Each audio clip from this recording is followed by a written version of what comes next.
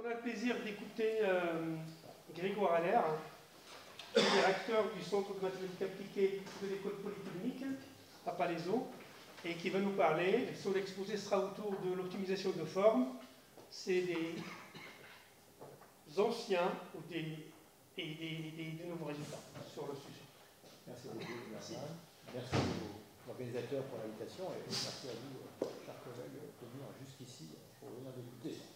Et oui, donc, comme le laisse penser le titre, All on You, je vais faire en fait poser un peu de revue. Je vais surtout parler de choses anciennes parce que j'imagine que beaucoup d'entre vous ne savent pas de quoi il s'agit et je présenterai quelques résultats au niveau à la fin.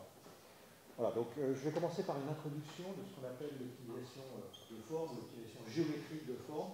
Ça, c'est des méthodes classiques et qui vont me permettre de motiver ce qu'on appelle l'optimisation topologique de forme, dont je parlerai à travers une seule méthode, qui est la méthode dite d'homogénéisation. Et puis, je vous raconterai une petite histoire sur cette méthode qui est ancienne et qui a connu un renouveau spectaculaire récemment grâce à ce qu'on appelle la fabrication additive, dont je vous dirai 2-3 mots.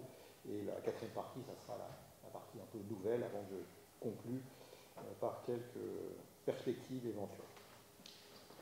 Alors, qu'est-ce que c'est que l'optimisation de forme? C'est en fait une branche de la théorie du contrôle optimal dans laquelle la variable d'optimisation, c'est en fait une forme, oméga, c'est-à-dire un nouvelle dans D, où la dimension D, la dimension d'espace usuelle, c'est 2 ou 3 en pratique. Voilà.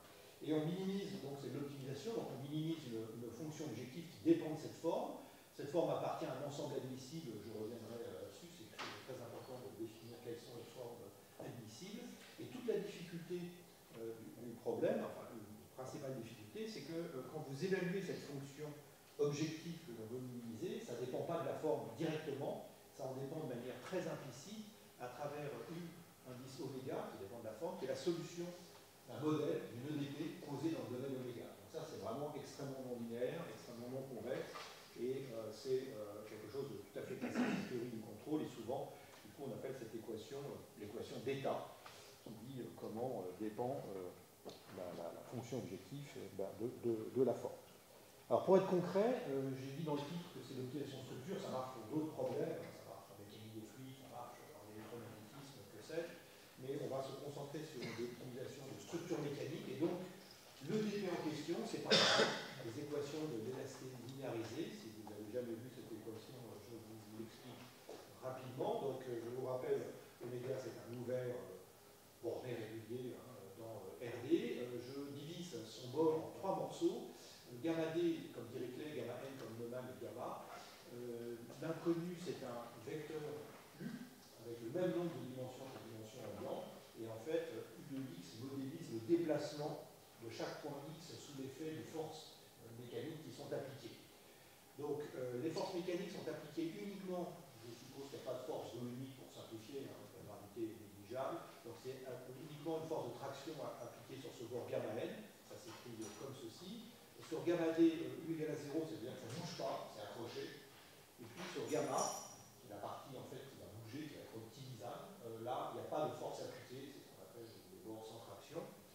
Et l'équation principale, ici, ce qui apparaît, ce n'est pas le gradient de U, c'est le gradient symétrisé de la mécanique. Et A, c'est un tenseur, qui, vous voyez, est un tenseur d'ordre 4, qui, grosso modo, lorsque vous l'appliquez à E de U, va dépendre de E de U directement, de U de gradient symétrisé, et puis de la trace de U.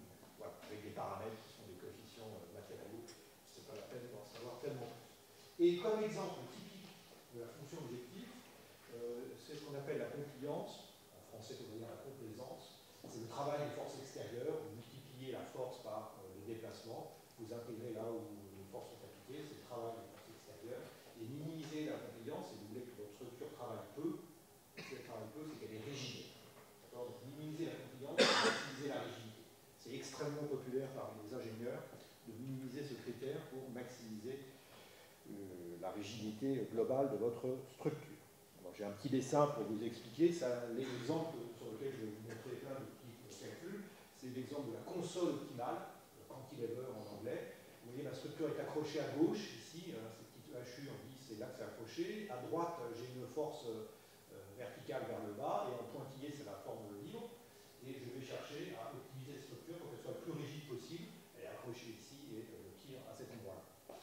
Alors, un exemple de domaine admissible, de forme admissible, l'ensemble de formes admissibles, c'est de fixer une grande boîte D. Vous allez voir dans le calcul, il y a une boîte D, et vous cherchez des formes qui sont à l'intérieur. Et je force ce bord des formes à contenir gamma D et gamma N. Ouais, si vous forcez par ça, vous pouvez prendre une forme qui ne serait pas chargée par les forces, et donc évidemment, comme elle n'est pas chargée, elle va être extrêmement rigide, elle n'a rien à faire. Et alors l'autre chose qui est très importante, c'est que je vais avoir une contrainte de volume, parce que en fait, on peut le démontrer, c'est un théorème, de dire que si vous n'avez pas de contrainte de volume, plus c'est gros, plus c'est petit. L'intuition vous le dit, mais ça se démontre. Et donc si je n'ai pas une contrainte de volume, avec un volume plus petit que l'ensemble de la boîte, alors je prendrai toute la boîte, c'est ce qui a fait celui. Voilà. Donc il y a un compromis à trouver entre le volume ou le poids, si vous préférez, et la rigidité de la structure. Et donc ce qui est important, c'est qu'on comprendre que gamma V et gamma N sont fixés et que du coup, il n'y a que la partie en pointillé que je vais optimiser lorsque je vais résoudre mon problème d'optimisation de forme. Alors il y a une méthode très ancienne qui remonte à Adama, dans un article très célèbre de 1904, donc la méthode d'Adama, c'est une version moderne d'Adama, très bien, qui est de, pour pouvoir étudier ce problème, choisir une paramétrisation des formes. Alors ça va être une paramétrisation partielle.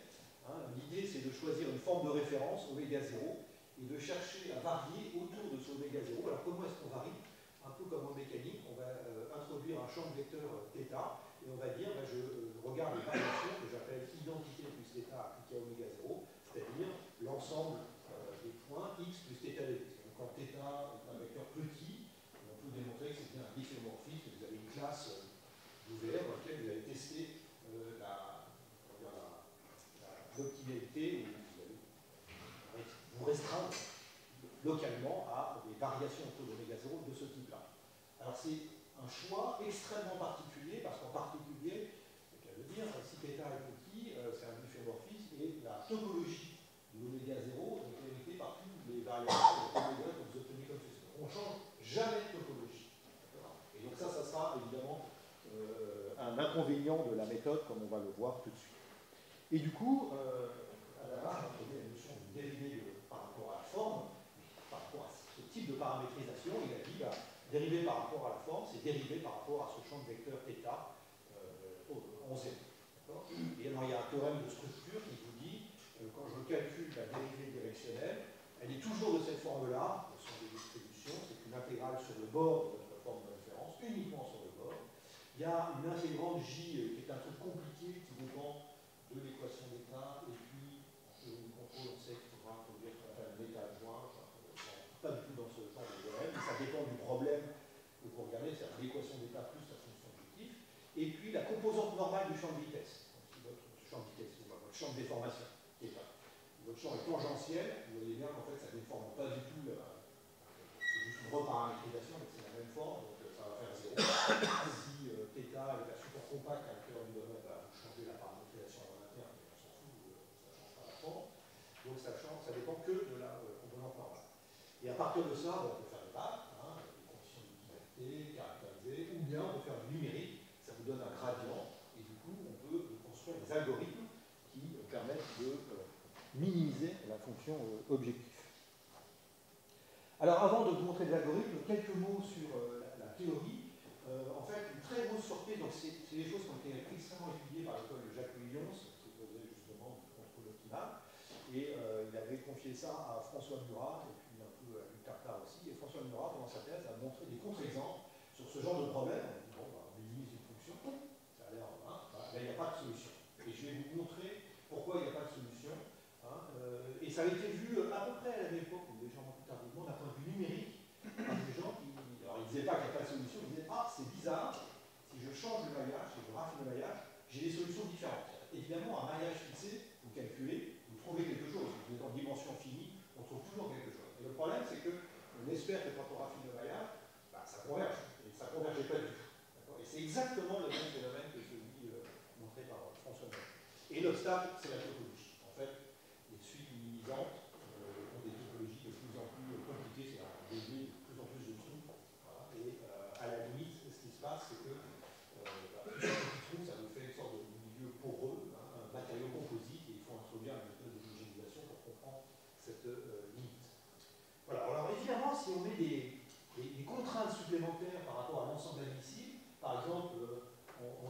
Sfera qui avait fait ça pour un modèle de conduction, Chambolle est étendu pour l'élasticité, ou bien si vous mettez des régularités uniformes, ben, vous empêchez l'apparition de petits trous, et en fait là il y aura existence de solution. Enfin, ça donne une sorte de compacité, des contraintes sur le périmètre aussi, si vous dites que le périmètre de votre forme doit être borné uniformément, ben, ça empêche d'avoir plein de petits trous, parce que le périmètre va exploser. Voilà. Donc on peut rajouter des contraintes qui ne sont pas délirantes et qui vont vous donner existence, mais en toute généralité, il n'y a pas existence de solution. Alors, voyons justement comment ça marche d'un point de vue numérique.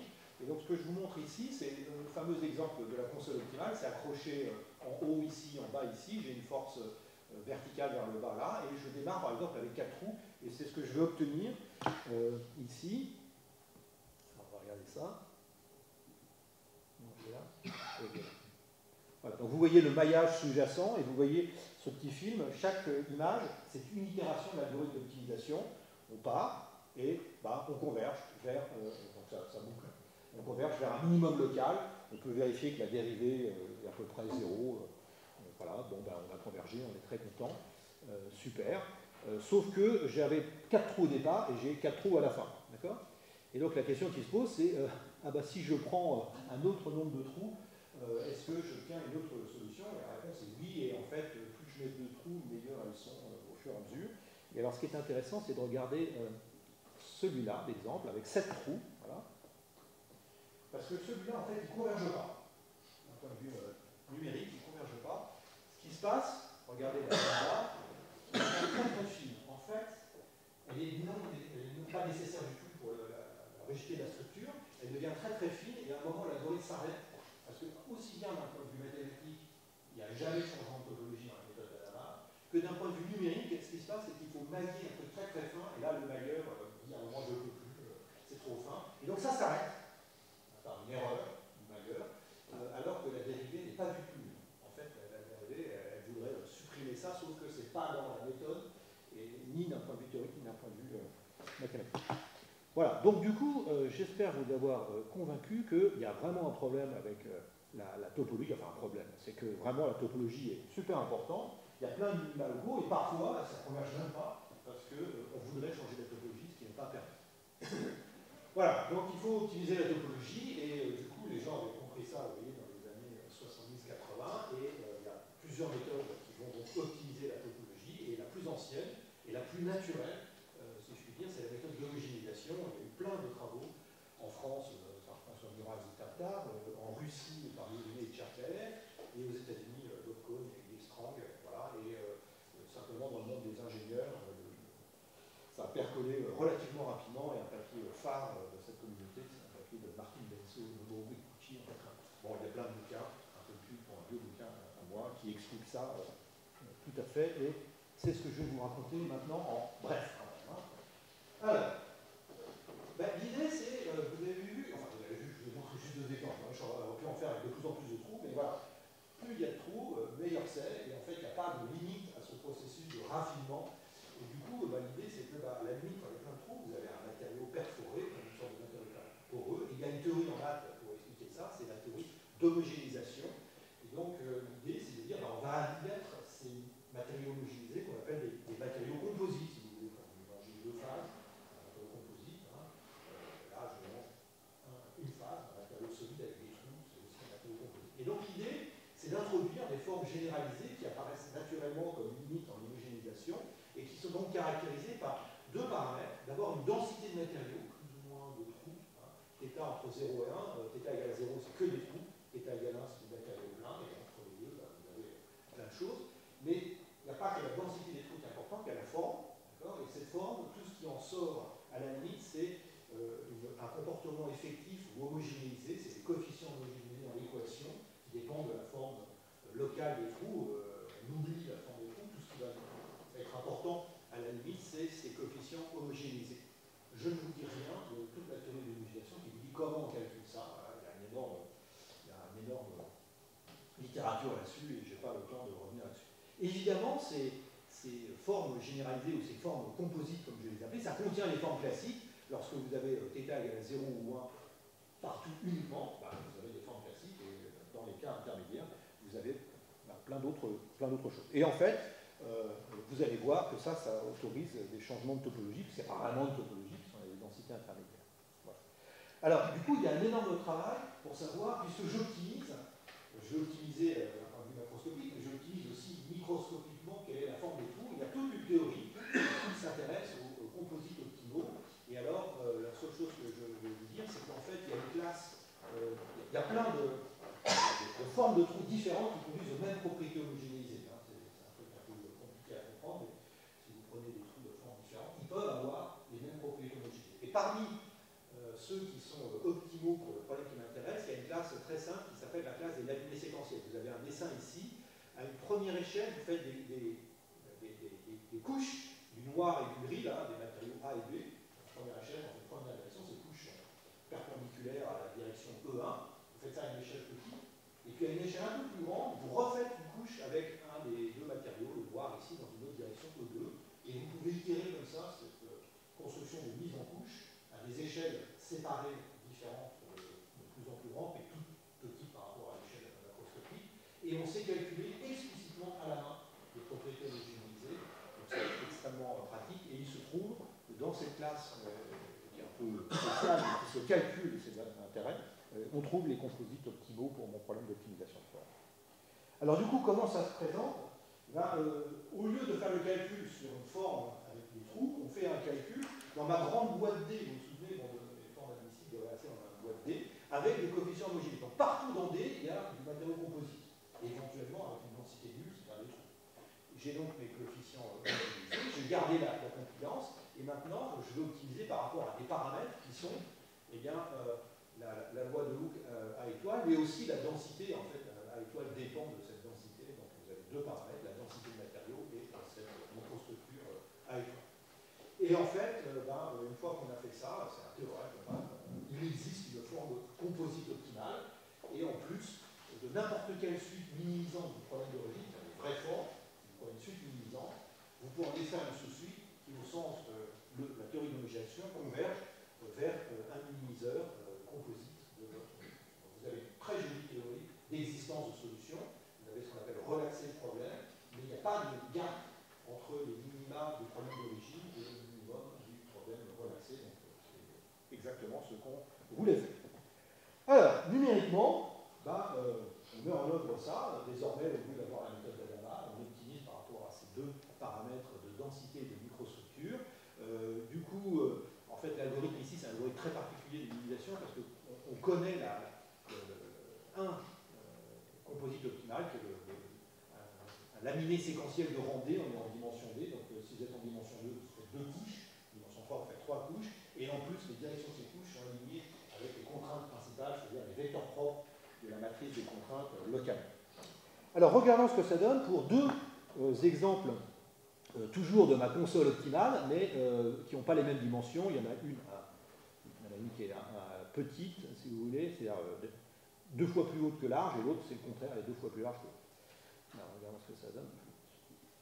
Voilà. Donc, je commence. Vous voyez désormais, ce que je trace, c'est uniquement la densité. 0, c'est blanc, noir, c'est 1. Et ce que vous voyez, c'est que, tiens, ça a l'air de pas si mal marcher que ça. Vous voyez, c'est blanc là et là, et ça a l'air de faire deux barres noires. Bon, ça bave un peu sur les côtés, hein, mais ça ressemble à une forme. On est super content, mais ça marche. Et vous avez vu la topologie, j'ai rien dit au départ, c'était parti, c'était plus noir, et ça a trouvé la bonne topologie. C'est une solution connue pour ce genre de problème, que ça fasse deux barres avec un angle à 90 degrés.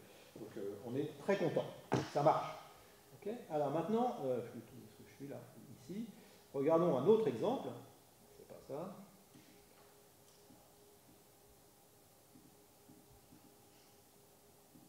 Voilà. Elle est cette fois-ci deux fois plus longue. Et à nouveau, il y a des parties tout à fait noires qui apparaissent. Hein. On voit qu'il y a une sorte d'armature de matériaux pleins. Il y a des trous ici. Et puis là, on a une énorme zone avec du gris. Il y a des densités intermédiaires. Et là, ce n'est pas une surprise. Hein. Vous avez autorisé. Vous saviez que le problème d'origine était mal posé. Vous l'avez relaxé. Soit votre relaxation était inutile, soit elle est vraiment utile. Et la réponse que c'est utile, oui, c'est qu'on voit que cette forme optimale, ici, il y a du gris, il n'y a rien à faire. Ça y est. Bon. Donc du coup, quand vous montrez ça à un ingénieur, ou quand on a montré ça à un ingénieur il y a longtemps, il disait c'est super votre truc, mais moi je veux une forme là. Et vous avez ici un matériau composite, c'est pas du tout ce que je veux. Okay. Alors du coup, ce qu'il faut faire, eh ben, il faut trouver une idée, et l'idée a été trouvée par... Qu'est-ce qu'il me fait là? Bon. L'idée a été trouvée... je ne sais plus où j'en suis, moi. Pourquoi il m'en met deux? Bon.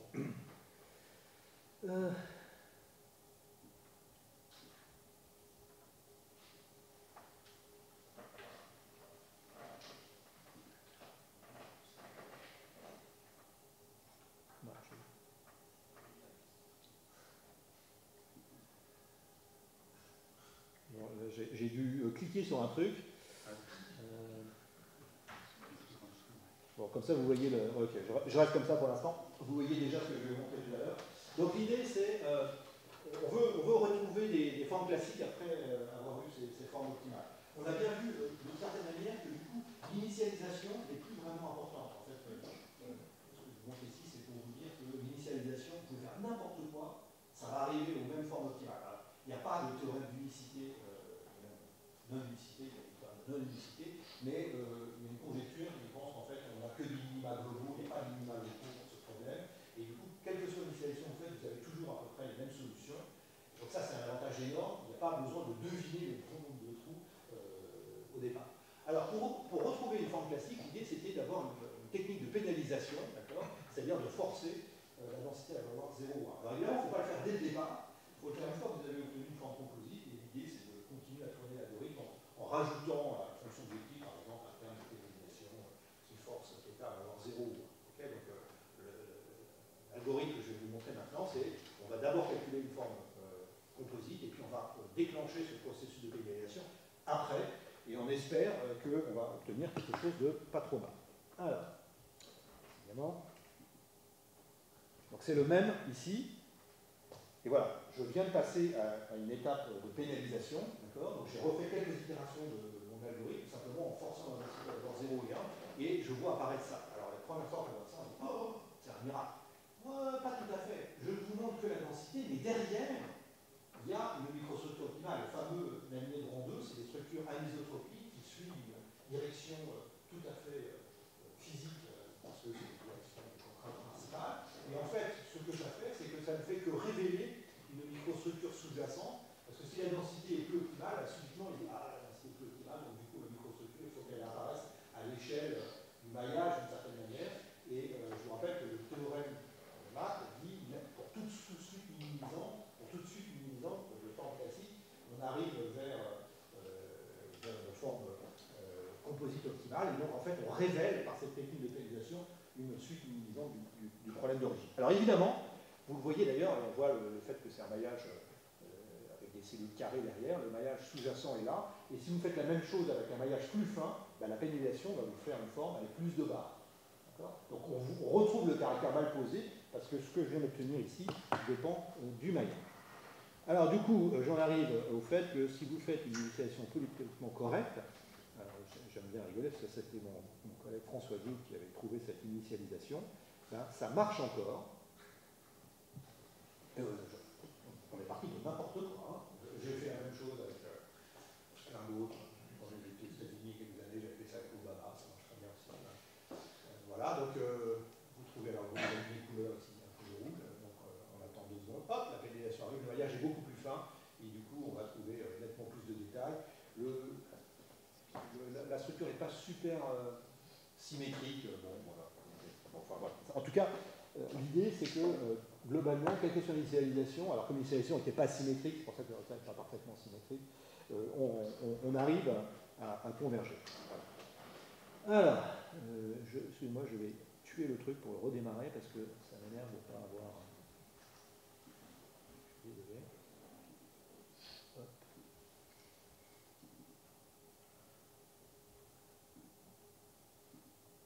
Ah, super, pardon.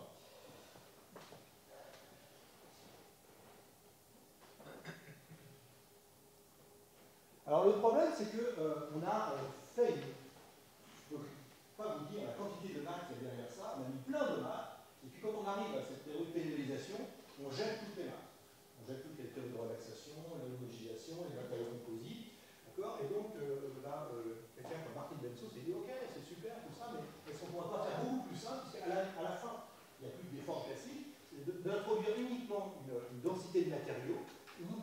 matériaux d'homogenisation, les matériaux composites, et donc de remplacer ce fameux tenseur à étoiles qui, dans l'optimisation, a demandé énormément de travail, par quelque chose de beaucoup plus simple qui serait la densité à une certaine puissance P plus grande que 1. Ça, c'est pour pénaliser et avoir des formes qui ne soient que 0 ou moins, que multiplie le tenseur du matériau d'origine.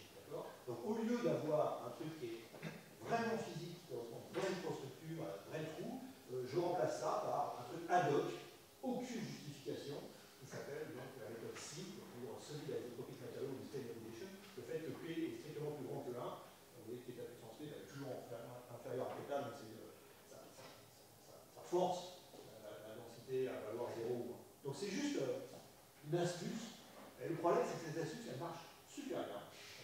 Et que, évidemment, c'est trivial à implémenter par rapport à ce que je vous ai montré avec les vrais composites. Ça, c'est vachement simple. Et donc, tous les logiciels utilisent ça. Et donc, en fait, la méthode d'homogenisation a été complètement oubliée, malheureusement. Et donc, plus personne ne faisait ça pendant des années. SIM a tué l'homogénéisation. Alors, il y a eu un miracle récemment, une sorte de résurrection. Et la résurrection, eh ben, c'est la fabrication additive. Bon, je vais vous dire 2 mots. Qui permet en fait de construire des matériaux composites qui sont meilleurs que un mélange d'un seul matériau avec des gros trous. Et donc, les matériaux qu'on peut construire avec la fabrication additive qui sont architecturés ou composites, c'est ce qu'on appelle des matériaux lattices dans le domaine. Alors, 2 mots sur la fabrication additive. Alors, vous avez certainement vu, parce qu'en plastique, maintenant, tout le monde utilise ça. Mais moi, fabrication additive, on va dire pour les industriels, c'est la fabrication additive métallique. Et je vais vous parler d'un procédé qui est un procédé de fusion par laser sur lit de poudre. Et donc l'idée, c'est quand vous avez une structure mécanique comme ça, de la construire couche par couche. Et du coup, quand on va construire couche par couche comme ça, on peut construire un peu n'importe quoi.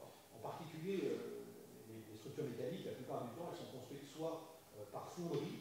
Et donc, quand vous faites la fonderie, vous ne pouvez pas avoir un trou intérieur. Parce que comment on fait pour faire le trou intérieur dans un moule, hein, c'est compliqué. Voilà. Et, ou bien par on prend un bloc de métal et qu'on a une fraiseuse dans le truc, c'est horrible aussi. Donc ça permet d'avoir énormément de liberté sur la fabrication. Donc voilà un exemple d'une méthode, d'une machine de fabrication additive. Il y a une plateforme qui descend au fur et à mesure.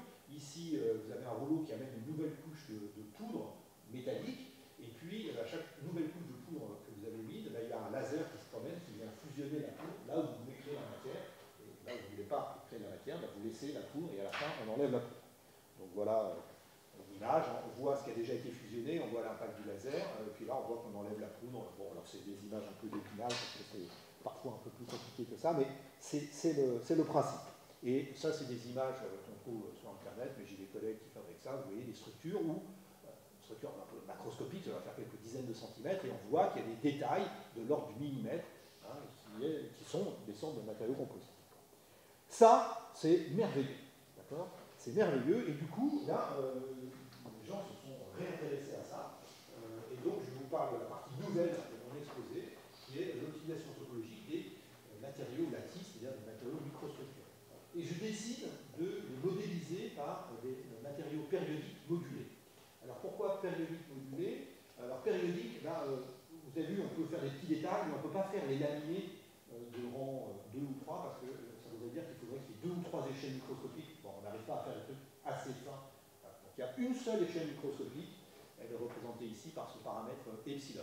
Et je ne veux pas répéter la même cellule de périodicité dans mon dessin, je veux aussi que ça puisse changer selon l'endroit. Hein, à certains endroits, je veux des trous petits, des trous gros. Voilà, donc c'est ce que je vous représentais ici, c'est une structure périodique, on voit quelque chose, mais par exemple ce trou ellipsoïdal, il varie à une échelle macroscopique. Donc c'est mon choix de modélisation, et la théorie de l'homogénéisation s'applique parfaitement à cette chose-là. Alors voilà quelques références. En fait, il y a un article pionnier d'Olivier Plante et Karim Travessi qui a reçu 0 citation pendant 10 ans. Et subitement, les gens disent « Ah !» parce qu'ils ont fait ça bien avant la fabrication de livres, bien avant que ça soit populaire. Et ensuite, les gens ont retrouvé ça, donc dans l'équipe, avec Olivier, bien sûr, et puis chez mon grand concurrent danois, Ole Sigmund, lui aussi, il a retrouvé ce papier, il a dit « C'est vachement bien ce qu'ils ont fait. » Voilà. Donc, si un jour vous avez un papier qui n'intéresse personne, on ne sait jamais. Ça peut absolument impressionnant. Hein. depuis il est extrêmement cité. Voilà, alors du coup, je choisis une microstructure, et alors je choisis celle-là, qui est un choix classique, c'était le choix de Denso Kikuchi en 88, parce qu'en fait elle est proche d'une laminée optimale de rang 2. Donc en fait, dans une cellule carrée, je mets un trou rectangulaire de taille M1 et 2. Il y a plein de choix possibles. J'ai travaillé avec une thésarde de Père Geoffroy, et là-dessus, elle a essayé des trous hexagonaux, triangulaires, enfin, on peut faire plein de choses, et c'est celui-là qui donne le meilleur résultat. Donc du coup, c'est une cellule paramétrée par ces deux dimensions M1 et 2 du trou rectangulaire, et puis je peux la tourner, donc c'est un angle alpha qui est aussi un paramètre. Voilà, alors, du coup, quelle est la méthode qu'on va faire? Eh bien, on va faire 3 étapes. Une première étape, on va appeler offline, c'est-à-dire que vous faites une fois pour toutes, qui est de calculer toutes les propriétés homogénéisées pour discrétisation de tous les paramètres M1 et 2. Les paramètres entre 0 et 1, pour les 100 valeurs, c'est 100 fois 110 000 calculs. C'est les calculs de ce qu'on appelle le problème de cellule en théorie d'homogenéisation qui vous permettent de calculer ces coefficients homogénéisés. L'angle, c'est juste une rotation avec facile, donc c'est juste une rotation, il n'y a rien à calculer, c'est très facile.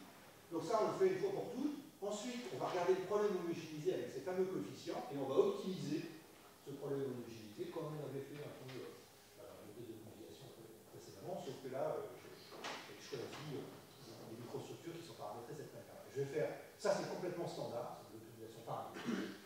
Et la chose nouvelle et un peu compliquée, c'est qu'à partir de ces résultats homogénéisés, je vais reconstruire une vraie structure. Une fois que j'ai choisi une taille epsilon, je vais reconstruire ça. C'est une étape de post-processing géométrique, mais c'est là. Alors, l'intérêt, c'est qu'on oublie la pénalisation. On sait construire ces matériaux composites. La nouveauté, c'est ça. On revient à l'homogénéisation parce qu'on va savoir construire ces choses-là. Alors, le truc le plus important, c'est en fait comment je reconstruis. Et il faut en fait choisir une bonne méthode. Il y a deux méthodes. Il y a une méthode naïve. Il y a plein d'articles dans la littérature là-dessus, mais c'est pas intéressant. Et une méthode plus profonde, et c'était celle qui avait été proposée par Olivier Pente et Karine Travelsi. Alors la méthode naïve, c'est de dire, ce que je fais, c'est que j'ai un maillage, une grille régulière, et ce que je fais tourner, c'est pas la cellule entière, c'est juste le trou à l'intérieur. D'accord? On fait tourner le trou intérieur, mais ce que vous voyez, c'est que il reste en permanence des piliers. Donc il y a une trame qui reste et qui est fixe, et c'est pas forcément optimal. Évidemment, l'avantage de ça, c'est que quand vous voulez reconstruire, vous faites des trous dans les cellules, il y a quand même du matériau entre les trous qui permet de recoller les choses parfaitement. La reconstruction est complètement triviale dans ce cas. Simplement, on sent que c'est sous-optimal parce que le squelette, là, il est toujours dans la même direction, quelles que soient les forces appliquées. On voudrait que le squelette s'adapte aux forces appliquées. Donc la meilleure solution, c'est, puisque j'ai optimisé l'orientation, voilà la grille périodique, voilà l'orientation de cette grille. Je voudrais déformer ma grille pour que cette grille elle suive cette orientation que j'ai calculée, dont je sais qu'elle est optimale pour le problème considéré. Et donc comment on fait ça? C'est ce que je vous explique maintenant. Voilà, alors d'abord la première étape, calculer les propriétés homogénéisées. Pour la rotation, c'est juste qu'on applique une rotation, c'est rien d'important. Je vous rappelle que c'est ça la cellule. Voilà, ça c'est en fonction de M1 et M2, c'est les différents coefficients. C'est pas très important, mais voilà, ça se calcule. Ça c'est vraiment totalement standard. La deuxième étape, elle est aussi standard, c'est un problème homogénéisé avec ces fameux coefficients étoiles qui dépendent de M1, M2 ou alpha. Et donc ensuite, vous optimisez par rapport à ces paramètres M1, M2, alpha qui interviennent dans A étoile, qui viennent ici. Donc là, c'est une théorie classique, contrôle optimal, je calcule un gradient, je fais un algorithme. Et je vous montre le résultat sur un exemple classique, on change un peu, c'est l'exemple dit du pont. Donc c'est déplacement vertical nul là, c'est pour ça qu'il est prouvé que le déplacement horizontal n'est pas nul, et j'ai une force de traction ici. Imaginez que c'est comme un pont. Voilà, et donc quelques détails techniques, je vais passer peut-être quelque chose. Ça converge très très bien, c'est le nombre d'itérations, c'est la fonction objectif, la conférence, vous voyez, ça converge super bien. Parfait. Et voilà ce que j'obtiens à la fin, c'est la densité de matériaux. Blanc c'est des trous, noir c'est plein. J'ai encore du gris ici. Et puis là c'est l'orientation, je vais faire un zoom là-dessus. M1, M2 c'est super dur à interpréter, enfin bon je le trace pour vous montrer comment on va calculer. Et je vous fais un zoom sur l'orientation. Alors j'ai mis des flèches, et peut-être que vous avez vu une fois que je n'avais pas mis les flèches. Bah oui, parce que alpha ou alpha plus pi pour ma structure, c'est la même chose. Donc on est orthotropes à la symétrie. Donc alpha et alpha plus pi, c'est la même chose. Donc du coup, vous voyez, de temps en temps, il y a la flèche vers le haut, de temps en temps vers la flèche vers le bas, c'est la même chose. Vous pouvez remarquer quand même que ce n'est pas très beau dans les coins, ici c'est un peu normal parce que là, la densité, elle vaut à peu près 0, et là, la densité, elle vaut à peu près 1. Donc quand la densité est soit 0, soit 1, l'orientation, il n'y a pas de trou, enfin, ou alors le trou est partout, donc l'orientation n'a aucun rôle. Voilà. Alors maintenant, la troisième étape, c'est la nouveauté. Il faut que je post-processe ça, que je projette pour faire une forme optimale.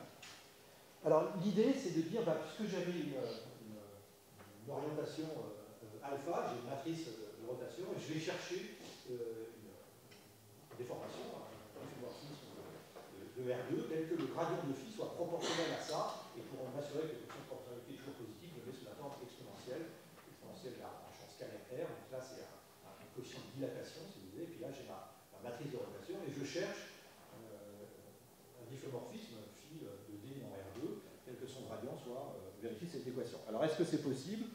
Il y a suffisamment de géomètres ici pour savoir que oui c'est possible, sous une condition dite de conformalité. Donc lorsque le domaine est simplement convexe en 2D, c'est une condition nécessaire et suffisante, il faut que l'angle soit harmonique. Si je veux le reconstruire comme ça. Ok, bien, je passe les détails parce que je pense que c'est bien connu dans cette assistance. Et donc, est-ce que mon angle est harmonique? Alors l'angle, en fait, il est donné par un résultat du Pauli-Pedersen qui dit que l'angle est toujours dans la direction de la contrainte principale, celle qui a la plus grande amplitude, la direction du vecteur propre, de la valeur propre de plus grande amplitude du tenseur des contraintes. Aucune raison d'être harmonique. Donc il faut que je change un peu ça. Je vais perdre un peu l'optimalité de mon angle. Je vais la perdre un petit peu, mais je vais le forcer à être harmonique de manière à pouvoir faire ma reconstruction. Donc j'ai une étape de régularisation. Alors, régularisation, parce que effectivement alpha n'est peut-être pas régulier, mais surtout, je veux le rendre harmonique. Donc du coup, je vais perdre un peu en optimalité, mais je vais pouvoir faire une reconstruction. Donc voilà, je vous passe les détails, mais en fait, c'est effectivement possible. Et donc ça, vous voyez, c'est plus régulier, hein, il y a plus les égouts qu'il y avait avant. Il y a toujours le problème alpha, alpha plus, c'est la même chose, mais ça, c'est harmonique. Voilà. Et donc à partir de là, je vais pouvoir y arriver. Alors, vous voyez, je trace la différence entre avant et après cette régularisation. C'est là où la densité était soit 0, soit 1, qu'il y a des plus grosses différences. Partout ailleurs, ça ne change pas beaucoup. Voilà, ça change un peu, hein, mais ça change pas beaucoup. Voilà. Alors, est-ce que ça marche tout le temps? La réponse est non, et je vous renvoie à la thèse de faire. Évidemment, vous savez qu'il y a des problèmes d'orientation, il y a des singularités, donc il y a plein d'astuces pour essayer de s'en sortir. Je pourrais vous en dire plus, mais je ne vais pas pouvoir faire le temps. Alors, sur cet exemple, voilà ce que je trouve. Voilà, les deux composantes phi1 et phi2. Hein, donc, quand on va appliquer ça à ma grille régulière, eh ben, je trouve un truc, je me doutais, vous connaissez les solutions, ça ressemble à une sorte d'arche, comme ceci. Ça, c'est juste la déformation du réseau. Et maintenant, sur ce réseau, j'ai plus qu'à tracer M1 et M2. D'accord? Alors, vous me dites, ah, on n'a pas l'impression de voir les trous rectangulaires. Là, oui, parce qu'en fait, les trous s'approchent des bords. Donc, en fait, on a plutôt l'impression de voir des barres, et c'est vraiment localement, à chaque fois, un trou rectangulaire. Et pour différentes valeurs de epsilon, vous avez des structures de plus en plus fines. Voilà. Et en particulier, vous voyez que ça fait plutôt des barres comme des rayons de bicyclette plutôt que les trous rectangulaires. Les trous peuvent percuter. Voilà. Bon, alors il y a encore, vous avez vu, il y a encore des petites cochonneries sur les bords. Donc il y a une dernière étape pour enlever les composants non connexes, les barres qui sont trop fines. Et une fois que vous avez bien tout nettoyé, c'est ce que vous obtenez.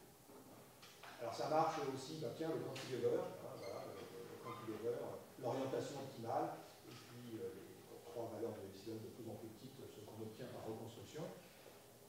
Je ne fais jamais de calcul sur ces maillages.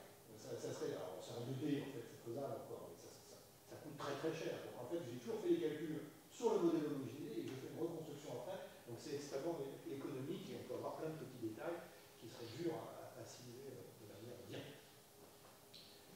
Ça, c'est le poutre en L. Alors, c'est un exemple intéressant parce qu'il y a une singularité ici. C'est accroché en haut et vous tirez au milieu ici donc, là, les formes. Et ça marche aussi en 3D.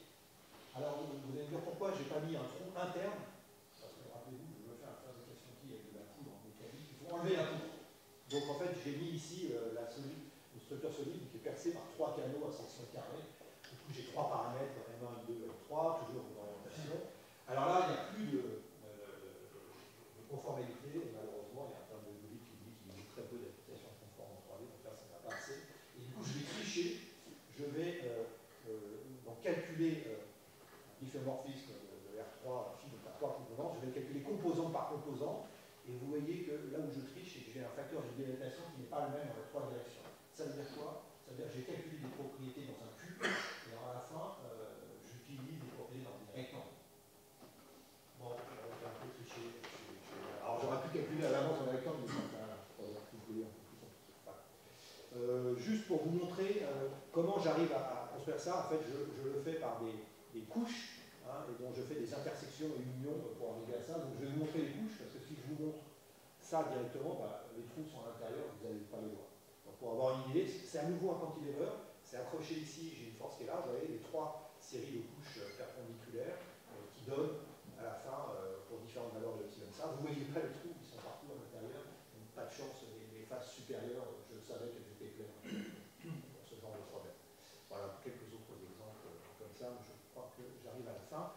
Donc en fait, j'ai enlevé plein de choses techniques, en particulier sur les singularités. Soit il faut faire des gens qui connaissent la théorie des cristaux liquides en VDP, savent qu'il y a plein de façons d'utiliser ça avec des énergies Mario pour éviter les singularités, ou alors travailler avec les singularités. Voilà. Il y a des extensions ici, notamment en mécanique des fluides aussi, pour faire des systèmes de canaux qui refroidissent. Et il y a plein de travaux, je ne dis rien du tout, mais je cite mes co-auteurs là-dessus, sur toutes les contraintes qu'il y a quand même. J'ai dit la fabrication électrique c'est super, mais il y a plein de contraintes mécaniques au moment de la fabrication, parce que vous imaginez qu'un laser qui fond de la poudre en métal, ça amène énormément de chaleur, donc des distorsions, plein de problèmes, et il y a des travaux très intéressants. Merci pour votre attention.